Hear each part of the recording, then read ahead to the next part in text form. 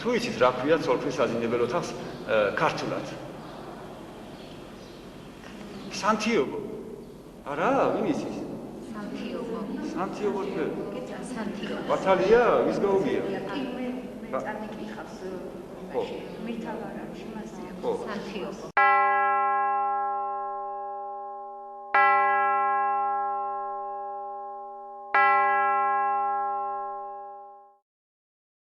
საგანგებო ოთახი ქონდა თურმე ცოლქვის ახალშეუღლებულთათვის და ამას ერქვა თურმე სანტიაგო. შეიძლება თუ არა სანტიაგოში ხატების დაბრძანება ყოფნა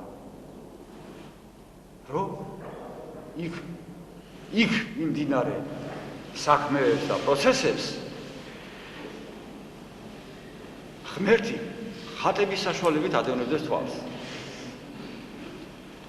ანდა კარგი ხატები თუ წავიღეთ იქიდან, როგორ ღმერთი მაინც ვერ ხედავს, იქ რა ხდება? მაშას შეიძლება თუ არა. მე ვამბობ, ხო, არის პასუხი ასეთი. ძირითადად ისა ყველა მოძღვარი იტყვის, არ შეიძლება. და თქვენც იცით, რომ არ შეიძლება. მაგრამ ეხლა მე შემეკითხეთ, შეიძლება თუ არა? ჰა? მე კიდე ასე ვიტყვი, თუ ცოლ-ქმარი ჯვარ დაწერილი არიან და თუ ისინი ქრისტიანები არიან და ელემენტარული განათლება აქვთ, ხო, შეიძლება კი არა, აუცილებელი.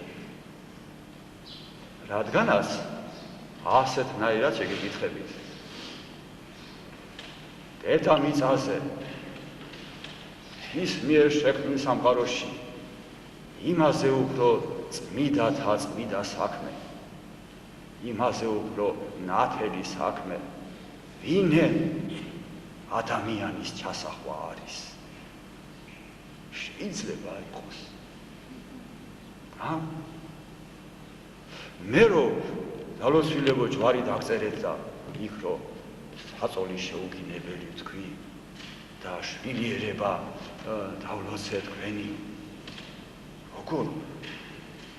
თუ ღმერთის სახე და ხატება და ისი ყოფნა არ შეიძლება და ის იქედან გამდევნეთ დალოცვილებო, სადაც ღმერთი აღარ არის. იქ რა ძალა მოდის და რა ძალა დაიმკვიდრებს?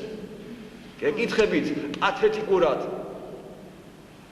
და ცოტათი მრისხანედაც და გამწარებულად.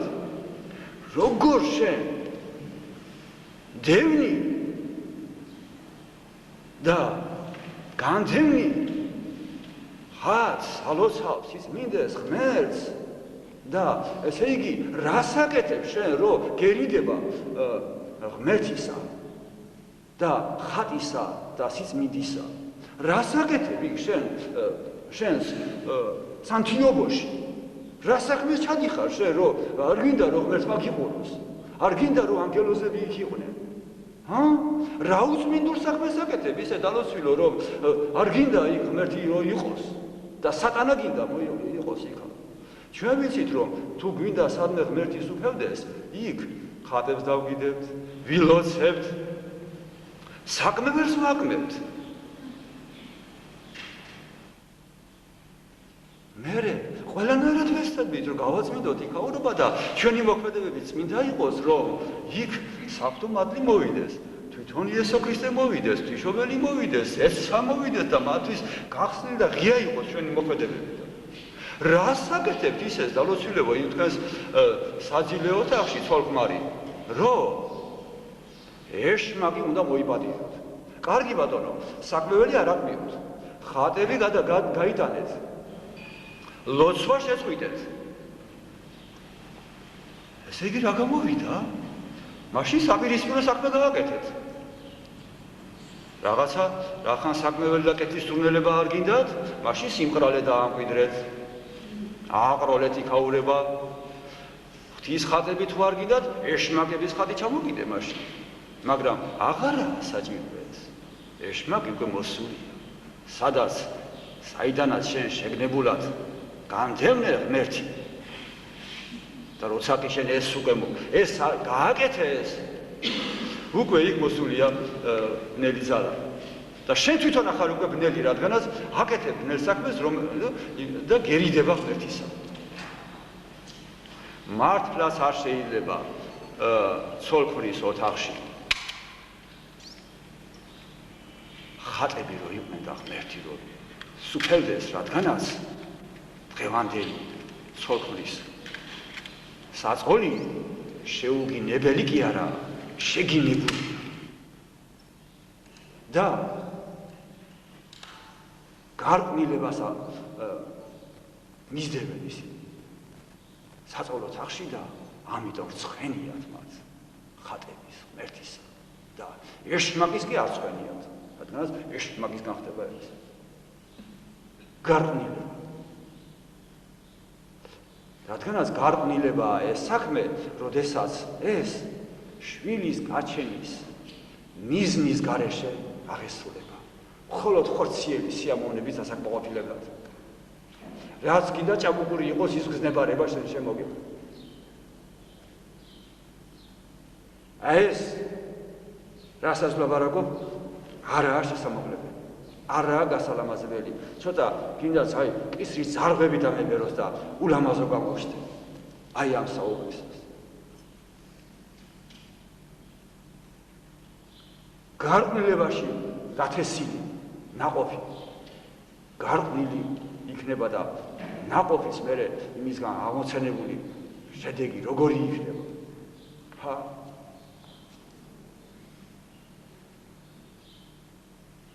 მას ასე ვინც საფრთხოდ არის წარმართებული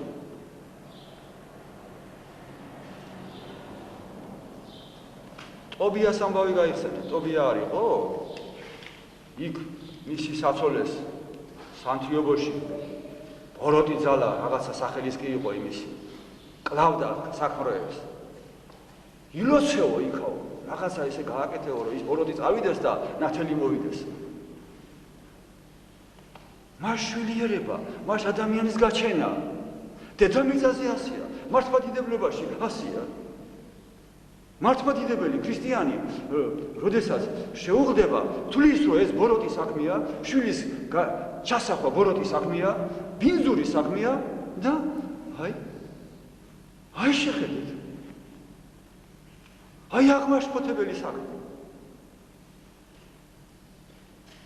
რა თქმა უნდა, კითხვის მოძღვარი, შემოგევლო თუ იქ გარყვნილებას ეწევი და თუ იქ შენ ღვთის წმინდა საქმე შვილის ჩასახვისა ბოროტად და გარყვნილებად მიგაჩნია, რა თქმა უნდა, მოიცილე ხატი და მოიცილე სიწმინდე და ნუ იქნები მათთან ერთად. მაგრამ თუ ეს შენ სიწმინდედ მიგაჩნია, თუ ეს შენ მიგაჩნია, რომ კურთხეული საქმეა ღვთისაგან, ლოცვით უნდა აღესრულოს ეს საქმე. მე ვიცი, რომ ჯადოქრებსაც შეუძლიათ შვილი გააჩენენ ადამიანებს. ხო ასეა? ჰა? დღეს რამდენი გინდა იმდენი არიან, წავლენ ჯადოქრები და წამალს მიცემს და მე ერთმანეთს შეეყოფიან და შვილი გაუჩნდებათ. მაგრამ იოაკიმე და ანა რა იმ დროს არ იყვნენ ჯადოქრები? ვერ წავიდოდნენ ჯადოქრებთან, რომლებიც ხელად გააჩენებდნენ შვილს. მით უმეტეს რომ როგორ ტკივილში და როგორ წუხარებაში იყვნენ და როგორ გასტაში იყვნენ. დაფერდნენ ღმერთის ვედრებაში. შვილი გაგვაჩენილე ღმერთო, ევედრებოდნენ ღმერთს შვილის გაჩენას. ლოცვით ევედრებოდნენ, ღმერთს ევედრებოდნენ და არც ერთხელ სხვა ძალისთვის არ უთხოვიათ. მერე, როდესაც საქმე ღვთისგანგებულებამ კულმინაციას მიაღწია და მოახლოვდა ის რაღაც დიადი. შეხედე ღვთისთაგონებით რამხელა საღვთო ძალა გამოავლინეს. იოაკიმე წავიდა და 40 დღე ღამე მხოლოდ ლოცვაში გაატარა და საჭმელი და სასმელი არ მიიღო. ანა კი ადგა და გაეშურა და მთელი ისრაელი მოიარა. იმის გასარკვევად, თუ ვინმე ჩემზე ცოდვილი არის ისრაელშიო, რომელსაც ჩემსავით უშვილობა დაანათლა ღმერთმო. შეხედე, ორივე იყვნენ თვითგვემაში და თავის თავს ადანაშაულებდნენ, როგორც ცოდვილებს ასე შერაცხავდნენ თავის თავს. და აი ასე ლოცვით, ასე სიმძლავრით, ასე მორჩილებით, ასე სიყვარულით, ასე საფრთხოდ რო წარემართენ, მთელი ცხოვრების მანძილზე მიიღეს ნაყოფი კიდევაც. ამინ. ამინ.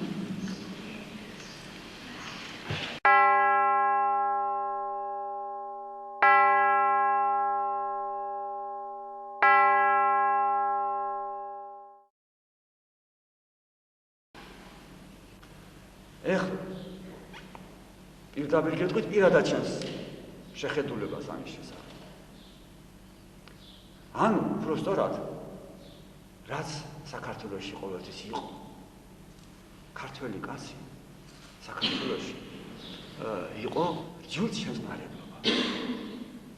ესე იგი ჩვენ სხვა ჯულის ადამიანებს და სხვა ჯულს არ დემიდით და არ ვავიწყებდით. ანამედ იყო სრული შემსმარებლობა. და მიიღება იყვნენ რა ვქნათ, ხა ძალადობა არ შეიძლება, ძალად ვერ გააქრისტიანდება, ძალად ვერ მოააქცია. ხმლით ამის გაკეთება არ შეიძლება. ეს უნდა გააკეთო სიყვარულით და მიბაძვით. მე რო ქრისტიანი ვარ, მე ისე უნდა ქრისტიანობით, აი ამ საფრთხო წარმართებით ისე უნდა გავბედნიერდე, ისე უნდა წარმოვჩნდე, რომ ისინი მე შემომნათროდნენ და კაცო ვინაა ეს კაცი? ასეთი ბედნიერი როა, ასეთი კარგი როა, ასეთი საყვარელი როა. ვინ არის არ ვიცი, მაგრამ ქრისტიანი როა, მართლმადიდებლიას კი ვიცი. ვაი, მეც მინდა გავხდე მართლმადიდებელი. აი ეს სრული უნდა აღეძრას ადამიანს. აი მართლმადიდებელი ქრისტიანის ცხოვრების წესის ყურებით. ხო მართალი? ასე ჯობია. ეხლა დღევანდელი მდგომარეობა ასე არის. მართლა სოფლიო მასშტაბით დიდი ძვრები ხდება. რაღაც დიდი ძვრები ხდება, რაღაც დიდი ახლოვდება და რაღაც დიდს აღსასრული უდგება. ნამდვილად ეს ამას ვერ უარყოფს ვერავინ. თვალსაჩინოა. და აი ამ დროს სწორედ ეს იმითი ჩანს, რომ ხდება დიდი დაპირისპირება ნათლისა და ყველისა. იმ ზენასი და ქვენასი. და შეხედეთ, გაგახსენებთ ერთ რამეს. როდესაც ღმერთი კაცობრიობას უზენაეს სწავლებას აძლევდა მოსეს მეშვეობით, რომელიც სინასთაზე ავიდა 40 დღე ღმერთთან ურთიერთობაში იყო მოსე და მას ეძლეოდა მცნებები, საფრთხო უმაღლესი, წმიდესი და უფაქიზესი და უსაყვარლესი მცნებები. ესე იგი ღმერთი უზენაეს გვაწვდიდა და თანაც აწვდიდა რჩეულერს, ებრაელერს და დახეთ საოცრებას იმ დროს, როდესაც ეს დიადი და უდიადესი აღსრულებოდა. უდიადესი სწავლება, უდიადესი ნათელი ქვაზე იყო დაწერილი, ქვაზე დაწერილი გვეძლეოდა ამ დროს, ამ პროცესში იქვე მთის ძირში ეს საფრთხო ერი საშინელს აზიღარ დაცემას მიეცა და აღრევას მიეცა. ეს სიტყვა მინდა ახლა თქვა განსაკუთრებულად, რადგანაც ამითი მერე ვუპასუხებ იმ შეკითხვას. აღრევა, იცით რა არის აღრევა? ეს არის ვაკხანალია. ეს არის უძველესი დაცემის გამოხატულება, როდესაც ხდებოდა იმ რაღაცა ბნელი ძალის დამორჩილება ხალხისაგან, დაიწვლებოდნენ ყველანი და მერე დამთვალები ეძლეოდნენ აღრევას. ანუ შეეყოფოდნენ ერთმანეთს. ოღონდ არ იყო გარჩევა დედაშვილისა და ცოლხლისა და და-ძმისა და ქალისა თუ კაცისა. უსასიზღრესი იყო ეს დაცემა და აღრევა.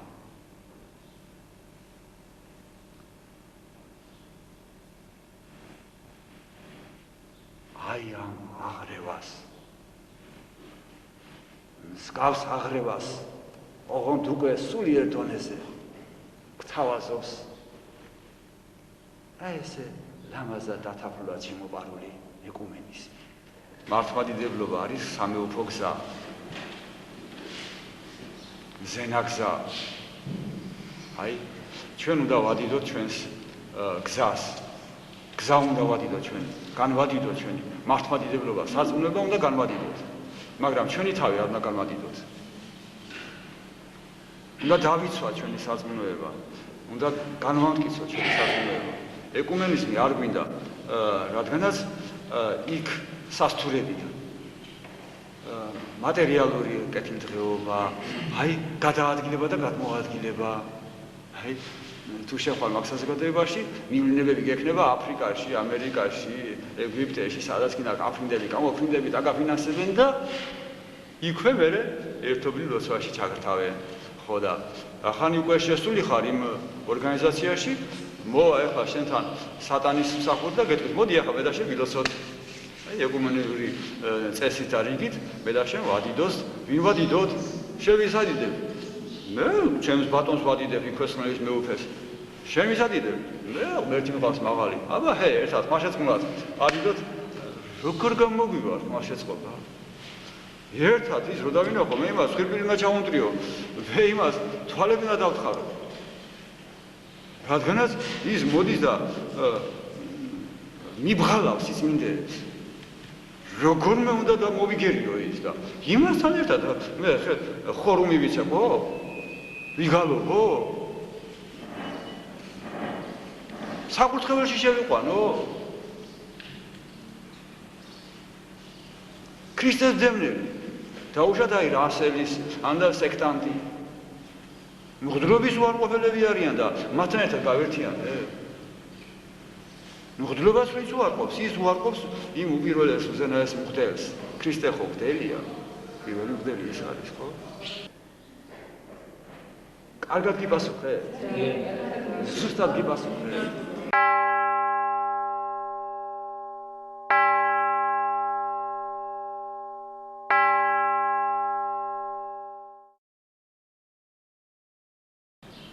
ორი ხერხი იცის ღმერთმა ადამიანის დაცემისა.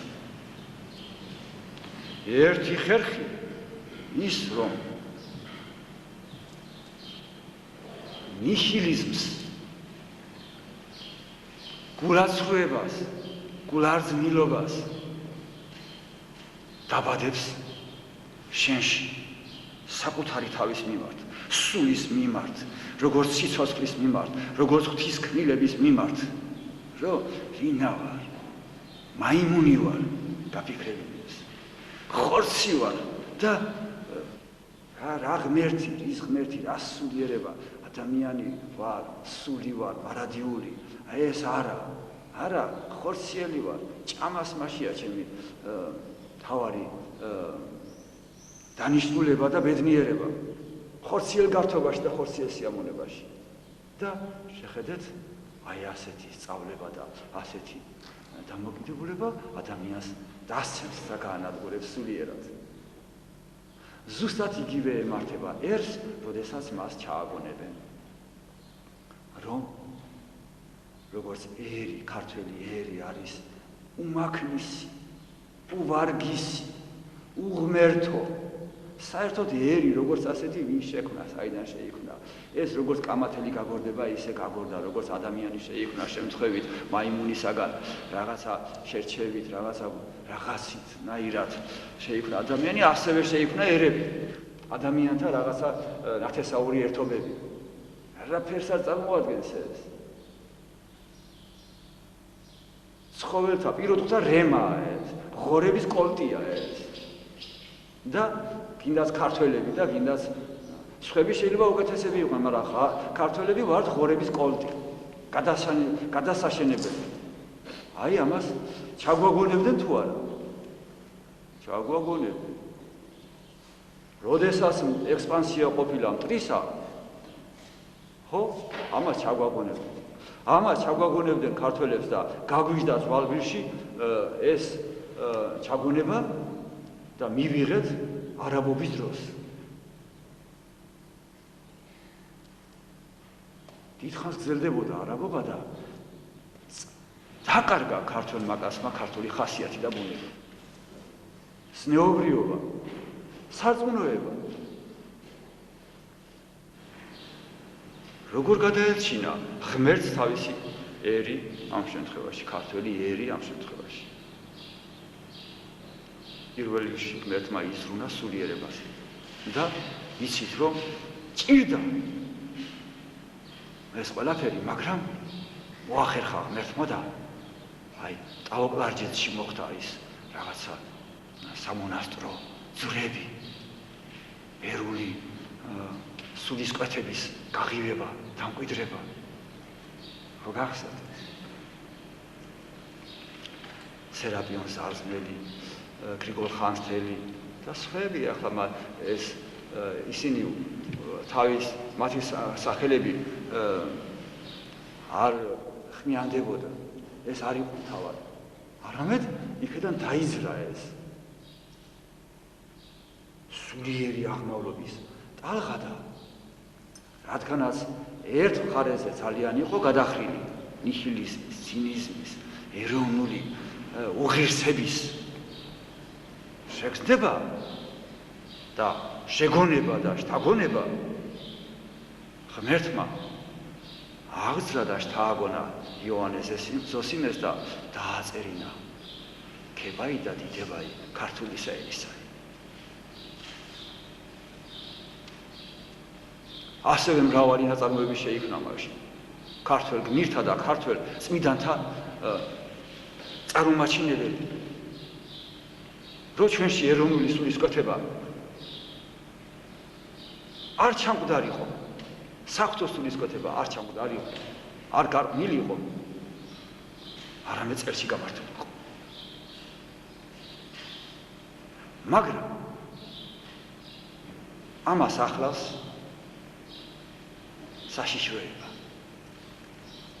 თუ ერი უწიფარია სულიერად, ან დაპიროვნება თუ უწიფარია სულიერად, მას ასეთმა შეძახილმა, რომ შენ ღვთის ნაზარდიერი ხარ, შენ ადამიანო მაიმუნისგან კი არა ხარ წარმოშობილი ადამიანი, არამედ ღვთისგან ნაზარდის სული ხარ, მარადიული სული ხარ და შენ თუ მოინდომებ და ითხოვ ღვთისაგან, განხრთობას კი შეიძლება მიიღო. აი ასეთმა მოწოდებამ შეუმზადებელი სული შეიძლება მეორე მხარეზე გადახაროს და აი მეორე მხარეზე ანუ ამ პარტავნების და აი ზედმეტი თავმოწონების თუ საკუთარი უპირატესობის შეგრძნების დამკვიდრებით დაღუპოს სული. ამაზეა ნათქვამი, გინდ მგელ შეუჭამი ვარ და გინდ მგლისფერ ძაღლსო. ეხლა ხდება იგივე ამბავი. 2 საუკუნის განმავლობაში ეროვნული სულისკვეთების ჩაკლა და დაკნინება მიმდინარეობდა. ეხლა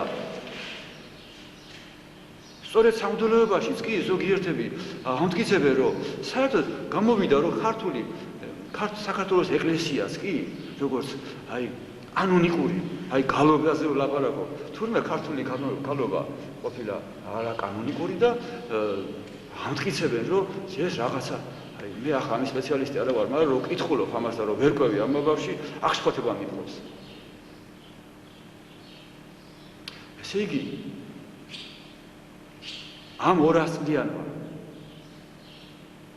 ზეგავლენა, ბოროტმა ზეგავლენა, ნიჰილიზმმა და ეროვნული ღირსებისადმი ასეთმა ბოროტმა დამოკიდებულება წარმოშვა ქართველოფობია, ყველაფერი ქართულისადმი სიძულვილი, თვით ქართველებში. და ჩვენ დაუნებლიეთ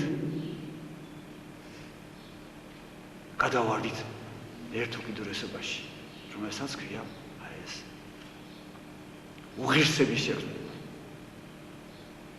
ზედმეტი, რომ ჩვენ უღირსები ვართ, ჩვენ საერთოდ ვინა ვართ. ჯობია შევერწყათ რომელიმე დიდერს. ან ბერძნები გავხდეთ და იქნება გადავრჩეთ როგორც ბერძნები. ან რუსები გავხდეთ და იქნება რუსობით გადავრჩეთ. მაგრამ ქართველობა უკვე ეს. მაგრამ ეს ერთი უკიდურესობა. ეს დაუშვათ მგელია. მაგრამ ახლა არის მეორე მხარე.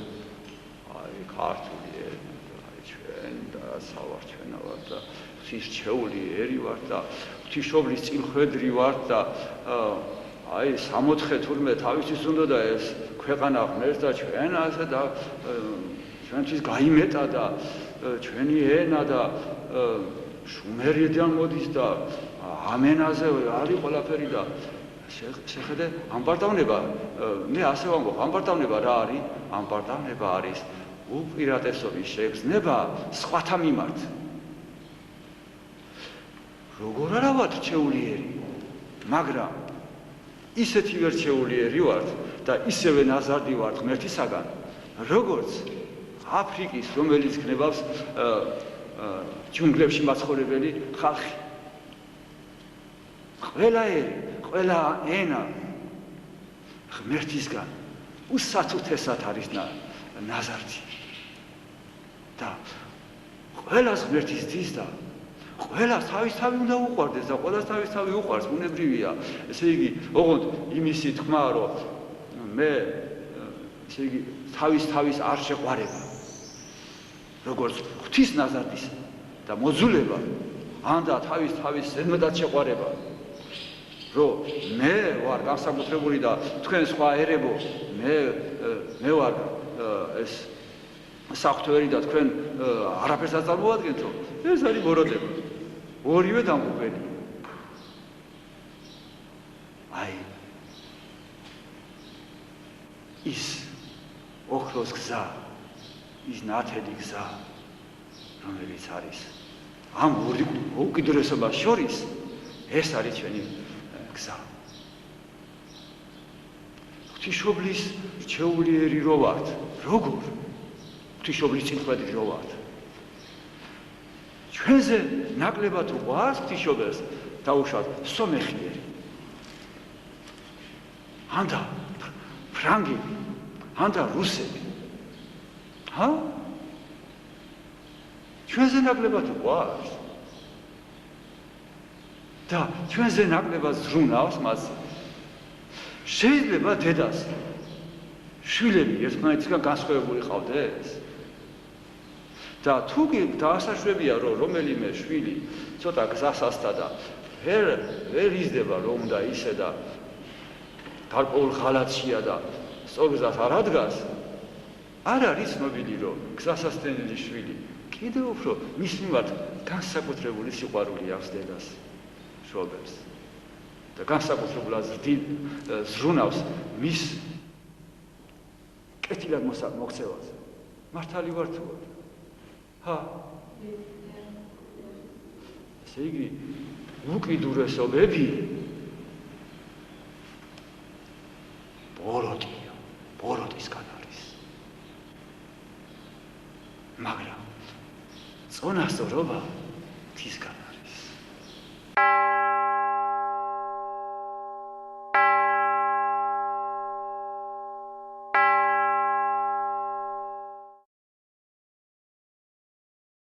როდესაც თუ ვართ ქრისტიანები, ჩვენ უკვე ვიცით, რომ ეს ავადმყოფობა რო შეგვეთხვა, ესე იგი ჩემი დათესილია ეს, მიზეზი ჩემშია. და ავადმყოფობა არის გამოვლინება ავადმყოფობისა, არის წმენდის პროცესი. მივიღებ ამას სიხარულით, მადლიერებით, ლოცვით, მარხვით, შევეწევი ღმერთს ჩემს გაწმენდაში. ანუ ეს არის ავადმყოფობა არის სასჯელი. შეხედე, ქურდი და ავაზაკი და ბოროტმოქმედი სანამ ის თავისუფლად პარპაშებს, მას აქვს მთელი თეორიები, გავამართლებელი თავისი ბოროტებისა. მაგრამ როდესაც ის ღვთისაგან დაისჯება, ციხეში მოხდება. ხო, მაშინ მას შეიძლება წესით უნდა დაეწყოს სინდისის ქენჯნა, გამოფხიზლება და თქვას ღვთისადმი აღავლინოს ლოცვა და მადლობა რომ მადლობელი ვარ ღმერთო რომ აქამდე მავიღავი, აქამდე თუნდე ბოროტს წესავდი, მე ეს არ ვიცოდი, ეხლა მივხვდი ამას და მადლობელი ვარ შენი რომ აი სასჯელი დამადე. უფრო მკაცრი სასჯელი მეკუთვნის. უფრო ხანგრძლივი პატიმრობა მეკუთვნის, კარცერი მეკუთვნის. და როცა ასე განეწყობა, ხო? უფრო ხანგრძლივი კი არა და უფრო კარცერი კი არა, უსწრაფესად გამოიყვანს ღმერთი იქიდან, რადგანაც შეუნდობს რახან შეინანა. მიხვდა. და ის ადამიანი, რომელიც ფიქრობს, რომ მე უსამართლოდ დავისაჯე, ეს ავადმყოფობა მე, რატო შემეყარა ეს ავადმყოფობა? სად არის ღმერთო შენი სამართალი? მე ასეთი კარგი ვარ, ასეთი პატიოსანი ვარ, რა ცოდვა აქვს, არაფერი ცოდვა არ აქვს მე. შეიძლება აი სხვები ცოდილები არიან, მაგრამ იმათ ისინი ჯართლაც არიან, კარგადაც არიან, მდიდრადაც არიან და მე ასეთი პატიოსანი რატო ვიჯები? ანდა ციხეში რომ მოხვდები ახლა მე და შეიძლება მართლაც ციხეში მოხვდე და განაჩენი შეიძლება იყოს გამოტანილი არასწორი. დაუშვათ ვიღაცა მოკლეს, ან რაღაცა მოხდა და ისე წარემართა მოვლენები და ისეთნაირად აეწყო, რომ ჩემზე ის სამხილები ჩემსგან მიუთითებენ. იმ დროს იქ ვიყავი, იქ გავიარე, შევეხე და ამ დროს ამისრეს. მე ვნახე რომ ადამიანი წაქცეულია, მივედი რომ ვნახო რა მოზდის და ამ დროს მოვიდნენ, ნახეს რომ აი და მე დამრალდა. გამოიტანეს განაჩენი და 20 წლის პატიმრობა მომისაჯეს. რა ვქნა ეხლა მე? და თუ მე ჩავთვალე რომ უსამართლოდ ვისჯები. დიდი შესწავლა მოხდა. მე არ მომიკლავს და მე დამიჭირეს და მე ახლა უსამართლოდ ვიტანჯები. თუ ეს ასე მივიღე, ესე იგი მე ვარ უვიცი, მე ვარ არარელიგიური და მე რა თქმა უნდა კიდევ უფრო მეტ ცოდვაში ჩავარდი. რადგანაც შეიძლება სამოქალაქო სამართალი შესცეს, მაგრამ ღვთის სამართალი ხო არ შესწება. როგორ დამიჭერს მე ვინმე და რა ძალა შეუძლია ჩემი დაჭერა და საპატიმროში გამოკეტვა თუ მე ისავარ უდანაშაულო ვარ. სრულიად უდანაშაულო. ბუზი არ მიქმნეს. ჰელი ქვეყანა რო გადაიბუგოს, მე მაინც უცხალი დავჭერი. ვერაფერი ვერ შემეხება. და თუ შემეყო რაიმე, ეს დიადი საღვთო კანონების დარღვევა იქნება და ღმერთის კანონები, ღმერთისგანვეა დაცული და იმას ვერავინ ვერ შეეხება. ამიტომ მე რო ავად რო გავხდი, ეს არის კეთილი, ეს არის ნათელი, ეს არის ბუნებრივი, ეს არის განმაკურნებელი თუ მივიღებ ამას ასე და სამადლობელი მარჩებს მეთის მიმართ რომ ღმერთო რა საყვარელი ხარ ღმერთო უფრო მეტად დამსაჯე უფრო მეტად დამტანჯე რომ მალე განმიკურნო შენ ვალი გაქვს $1,000,000 შეგიძლია ეს თელი ცხოვრება იხადო მე თუ ვერ გადაიხადე შენ შვილებს და შვილიშვილებს დაუტოვო ვალად ანდა შეგიძლია ეხლა აი წელებზე ფეხი დაიდგა კაი გამოთქმა ეს და ისე იშრომო და უსწრაფესად გადაიხადო ეს შენი ვალი. ავადმყოფობის კვეთრი გამოგინება ეს კი მოიქნება თუ სხვა რაღაცა საზიზღარი მტკივნეული ავადმყოფობა ეს არის ვალების უსწრაფესი გასტუმრება. ამიტომ ყველა შემთხვევაში რაც უფრო მძიმე ავადმყოფობა და ჭირი და ვარავი მით უფრო დიდი მადლობა უნდა აღვიოთ ღმერთს, მით უფრო მადლიერები უნდა ვიყოთ, მით უფრო უნდა გავიხაროთ, რადგანაც ახლო არს უკვე გაწმენდა. და ვაიმას, ვისაც ნელ-ნელა ღრღნის ავადმყოფობის ჭია და ესა თვითონ ვერც ხდება ამას და თავით ჯანმრთელი გონია და მე ერთბაშად მოიცელება და ჯოჯოხისი ჩავარდება გაუწმენდელი. გამოუფხიზლებელი. არ არსებობს უკურნებელი ავადმყოფობა და სენი. რაც უფრო უკურნებელად მიაჩნიათ ავადმყოფობა, ყველა მით უფრო იოლი გასაკურნებელია ის. ეგაა რომ შიშ დიდი თვალები აქვს, შიშალები ვარ, ლაჩრები ვარ, უღმერთოები ვარ და ძალიან წახთრები ვარ. თორე სიმამაცის წინაშე, წმენის წინაშე რა დაუდგება? ერთ წამში იკურნება ეს. კიბოა თუ კი მარჩხალა. აი ესე ამოვაზრებ და ტაფაზე დავაგდებ, შევწვა და შევჭამ თუ მე კიბოები კაი საჯველი ვარ. ხოდა თუ დაუმალავ ადამიანს, ესე იგი შენს ლაჩარი ხარ. თვითონ მოფრთხილდები ეს ყალბი დაფრთხილებაა და ისიც ლაჩრად გაგიზრდია. და ისი რომ თუ გაიგო რომ ვაიმე მგონი კიბო მაქვს, იმ წუთში მოგდება შიშით. სურდოიან ავადმყოფ ადამიანს რომ გვერდი ჩაულიან, ხო? იმას სურდო ხო არ ქონდა. ვაიმე, იმ წუთში მე სურდო მექნება, ახლა მოგდები მე. რადგანაც იმ ადამიანს ჩაუვარე. აბა რა თქვან ექიმებმა, რომლებიც ხელდანკლავებული მუშაობდნენ, აი ჭირის დროს, ჭირიანობის დროს. ჭირი რომელიც აი სამ დღეში კლავს ადამიანს და რომელსაც მართლა ვერაფერი ვერ შველის. ითვლება უკურნებელად ეს რა ქვია ხო? კეთროვანი არაა უკურნებელი, კეთროვანი წამში გაკუნა ღმერთმა. შავი ჭირია თუ რაღაცა, ხო? ერთ ბაშად რომ აი როგორ ხდება შავი ჭირია თუ რაღაცა ადამიანი შეჭამს საჭმელს და იმ წუთში ის ფაღრათით სახით გამოდის.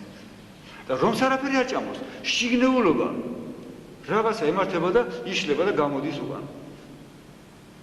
ანდა თუ შეჭამა რაღაცა შეიძლება პირიდანაც ამოანთქიოს და უკანაც ასე წყლად გადის ადამიანის. აკი ძნელია. ამ შემთხვევაში.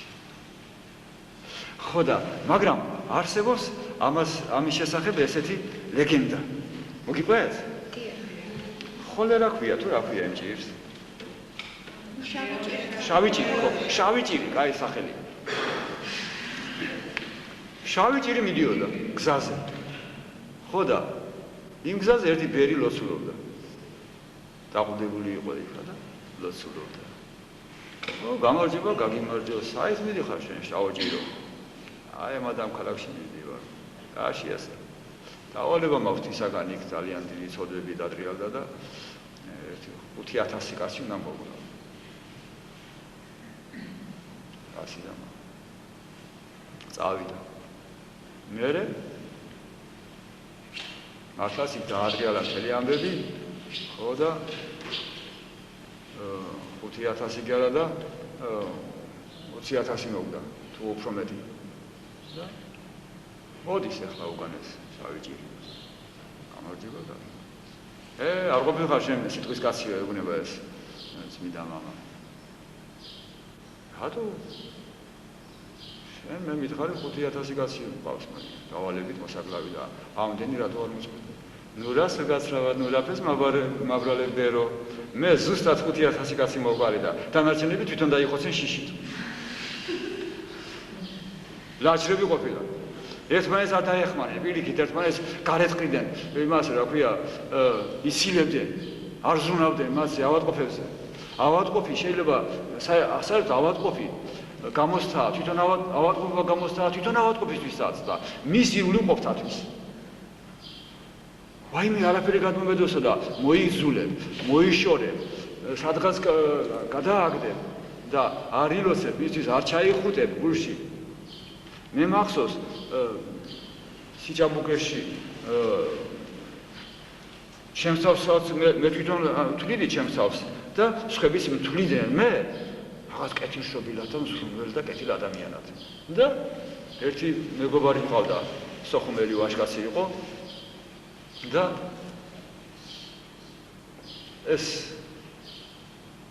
ეს ნამდვილი ვაჟკაცი. ხო და მე ვითვლებოდი კაი ვაჟკაცად, კარგი ადამიანად და ესე ზრუნველად და კეთილშობილად ვითვლებოდი. და გამოვლინდა ყველაფერი. ვაგზალზე ვარ, რაღაცა საქმეზე ვარ, რაღაცა და იქ ვიღაცა კაცი უცებ წაიქცა. და დაეხეთქა და უხრა დაემართა თუ რაღაცა და ირიდან წამოვიდა დორბლი მთლიანად და ესე ქაფი გადმოვიდა. ხო და მინდა მივეშველო, მაგრამ ეს დორბლი მესისხება. და ამას არ შევეხო რაღაცნაირად გავჩერდი. ეცა ეს ჩემი მეგობარია, ჩაიხუტა გულშია. ესე აიყვანა სკამზე დასვა, მოუწმინდა ეს, ხელებით მოუწმინდა, სხვისახოცით მოუწმინდა, ტანსაცმლით მოუწმინდა, ყველაფერი თავის ხელი ამოუდო, მოეფერა და მე ასე ამრიზით ვექი და უკვე. აი შენი სერაპიონი, მაშინ სხვა სახელი მქონდა. აბა გამოვჟღავდა. იმას არაფერი არ დაემართება ასეთ ადამიანს. ის ადამიანი უკვე გაფრთხილებულია, ღმერთია უკვე მაშინ. ხო და ჩემისთანა გარეგნულად კეპუსი ადამიანი თვალს მაქცია და თვითონაც იტყუებს თავს ატყუდება და სხვებსაც ატყუებს. მაგრამ საქმე გამოაჩენს. ღმერთი გამოსცემს ატარებს და გამოაჩენს. მაგრამ ვაირო აინც არ ვაღიარებთ ხოლმე. იმის მერე მაინც ვითვლებოდი კეთილშობილების გასახიერებად. და იმას კიდე დასინოდნენ ზოგიერთები და ამას ხარავებდნენ და ვინა არა მართალია იყო და სუფთარო იყო და თავის ქება არ უყო და მე იცოცხლე სადაგზოლოებს ისაც ვიტყოდი რომ მაგარი ვიყავ ჭამას მიწოს. მართლა გეუბნები. დიდი ეროვნული მოღვაწე ვიყავი. მაგრამ შიშით მუხლები მიგანგალებდა და ჩასული ვიყავი. საქმეზე არ ვაკეთებდი.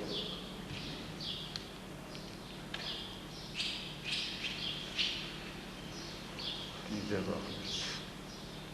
ესე იგი, ნამდვილად ასია.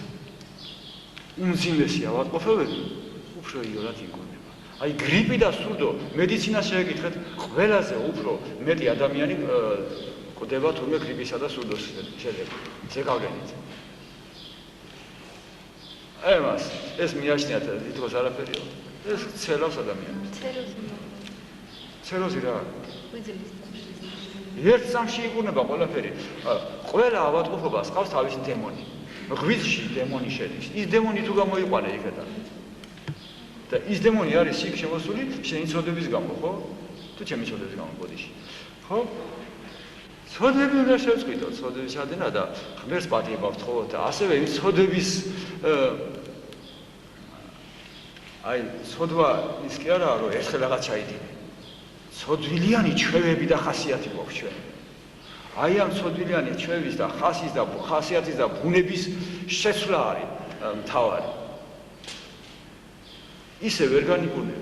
შეიძლება ილოცოს ადამიანმა და რაღაც თავისი აიღოს და გაადევნოს ადამიანისგან, ადამიანის ღვიძლში ჩაბუდებული დემონი, გულში ჩაბუდებული დემონი, ჭინკები და ყველა გაათავისუფლოს ადამიანი, მაგრამ თუ ამ კაცმა ის ხასიათი და ბუნება არ შეიცვალა, რომელმა ხასიათმა და ბუნება მას განაპირობა მასში ამ დემონების შემოსახლება, ისინი კვლავაც მოვლენ.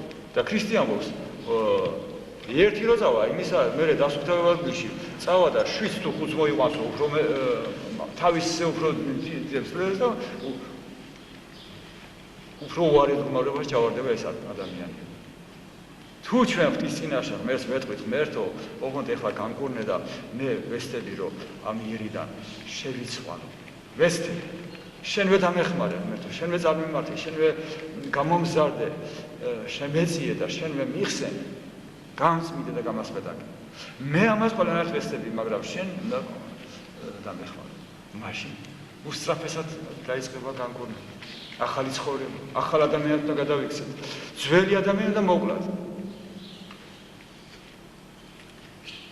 მიწიერი ადამიანი უნდა მოკლათ და დამარხოთ. მარხვა ამას ნიშნავს, უნდა მოკლა და დამარხო. შენი თავი უნდა მოკლა და დამარხო. ცოცხლად უნდა დამარხო.